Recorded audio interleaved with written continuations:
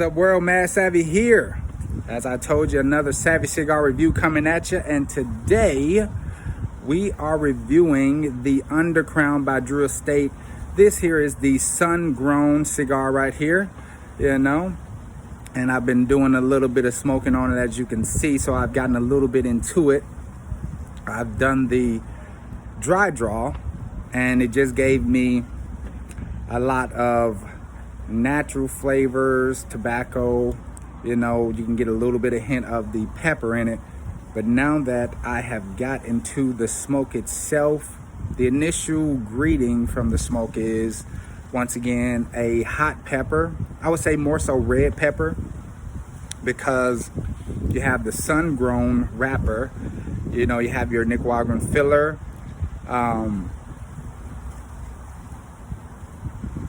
Connecticut binder. And what is the wrapper again? Ecuadorian wrapper. We have Miss Pam over here. Come on, let me get you a look at my beautiful visitor. Give her a look at this shirt, what it is, what they say. Seductive smoke. My sister of the leaf. Gotta love it.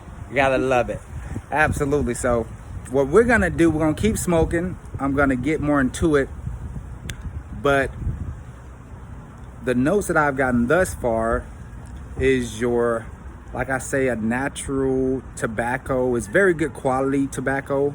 The burn here is perfect, so I love that. You get plenty of smoke. I just put a little V cut on there, so you're getting plenty of that. Getting plenty of smoke with a lot of flavor of a little bit of creaminess. I would say cherry cream.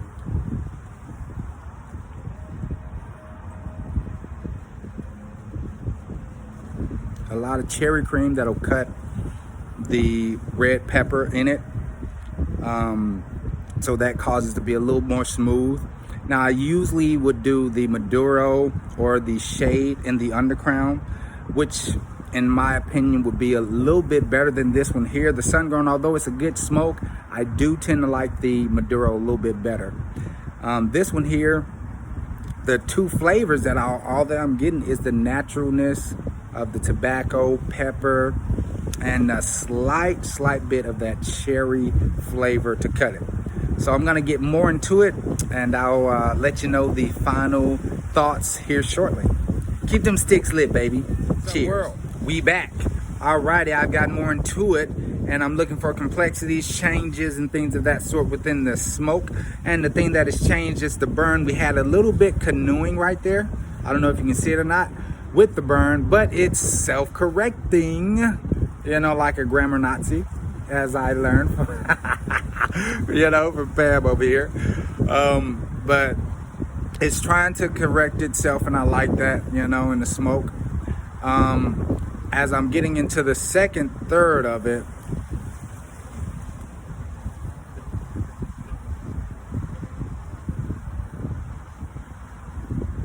still on the retro hill, we get a lot of hot red pepper.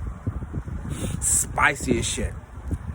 I'm like watering in the eyes behind these shades now. Y'all can't see it down there. Woo.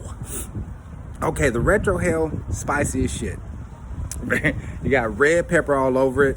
Nothing else. But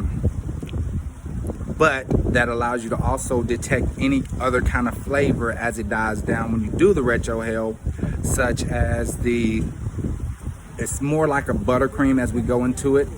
So in the background, you still have that earth to it, that earthy soil flavor in this sun-grown smoke here.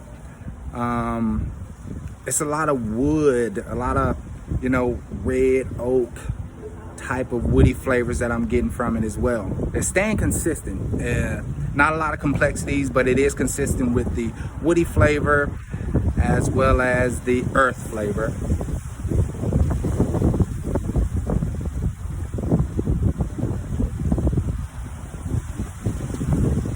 They always have that type of creaminess that'll cut the more spicier flavor, so it is a little more agreeable to the more novice type of smoke. This is a full body cigar, so it's not going to give you too much of a break when it comes to the potency in it.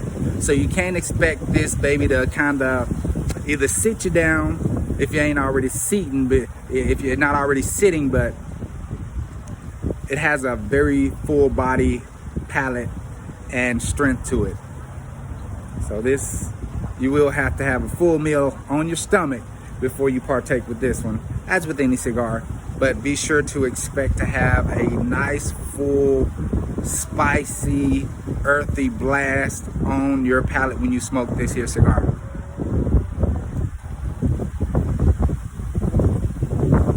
It's windy out here, you know, so a good show of quality is that this ash has not flown away just yet. It's very much capable of doing so, you know.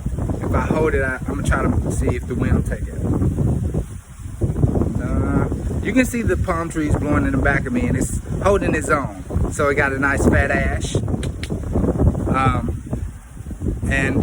The complexities, the burn is a little off, and it could be because of the wind, but I'm not at the beach, so I'm gonna have to take off right there on that. And as I said before, I do prefer the Maduro or the Shade to have more of a creamy, smoother consistency. This one here will be the more full body of the three.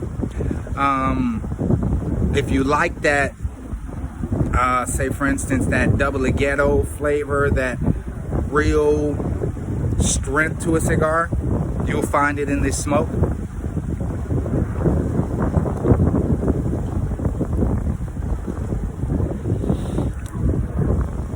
There's a nice hint of graham cracker in the background though, as it goes into the second third as well, is what I'm getting. Which is, you know, giving it a little more smoothness. But other than that, you're just gonna get a lot of woody earth flavor with some red pepper and a differentiation in different creams and a nice burn that may or may not do a little bit of canoeing, but it's great. As far as the roll to it, construction wise, is done well, because once again, we got the perfect ash, and I don't even highlight that too often, but it is a show of quality. Drew Estate, great cigars every time. I encourage it. I don't know if I'll be smoking another one. I'll be getting a Maduro or the Shade, but I do want you to have this if you've never tried it before, just so you can get those different flavors, keep that palate decorated with different flavors from different cigars, keeping the variation right. So with that said, ladies and gentlemen, brothers and sisters of the motherfucking leaf, keep them sticks lit, baby. Savvy smokes all the time. See you on the next review.